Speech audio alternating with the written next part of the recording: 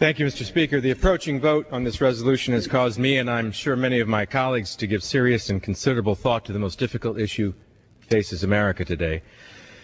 Like many of my friends on both sides of the aisle, and like many Americans, I'm opposed to increasing our troop presence in Iraq. I'm sure we've all asked ourselves individually what we would do if we were in the Oval Office at this time.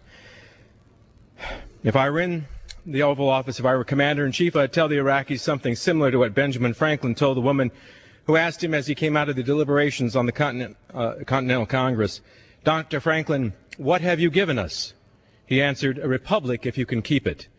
Mr. Speaker, I believe we have, with our blood and treasure, already won a great victory when we deposed a dictator and helped the Iraqis set up a fledgling democracy. Frankly, I believe it is now up to them to keep it. Mr. Speaker, the fall of Saddam has helped create a situation in the Middle East that we did not anticipate, but one that can be exploited. I believe that the ethnic and sectarian earthquake inside and across the broader Middle East is underway.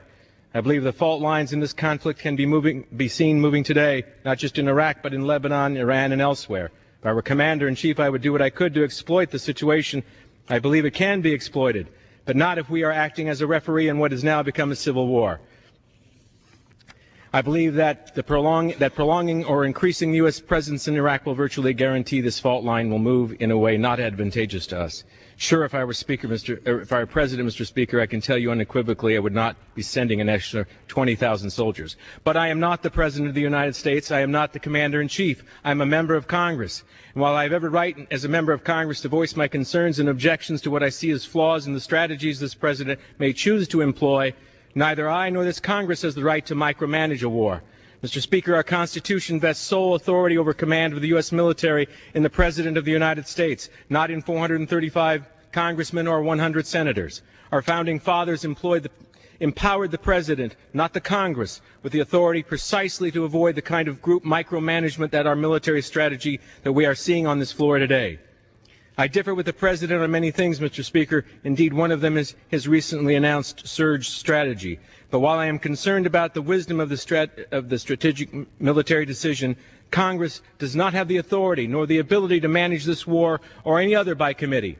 And I fear that this resolution is just the beginning of a long-term attempt by Congress to become the micromanager of the conflict in Iraq. As many members have correctly noted, this resolution is non-binding, but it has been described by its authors as just the bark from the congressional dog. The bite will come, as they say, during the appropriations process. As I said at the beginning, Mr. Speaker, for a time this resolution posed a dilemma for me.